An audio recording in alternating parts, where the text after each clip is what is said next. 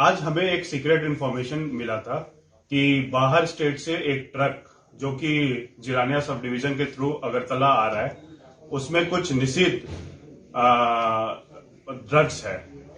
ये इंफॉर्मेशन पाके हमने Jirania sub division police को अलर्ट किया, चंपक नगर नाका को अलर्ट करके रखा।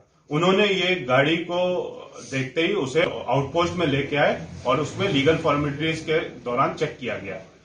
उसके चेकिंग के दौरान हमें 30 कार्टन जो कि टोटल 9,600 बोतल एसकफ निषिद्ध एसकफ सिरप पाया गया है और साथ में हमने 3 लोगों को अरेस्ट किया है इस ट्रक से।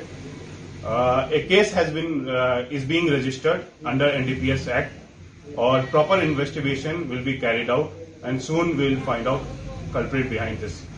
Thank you. And the total cost of this seized drugs, Escuf syrup, will be around 20 lakh rupees. Thank you.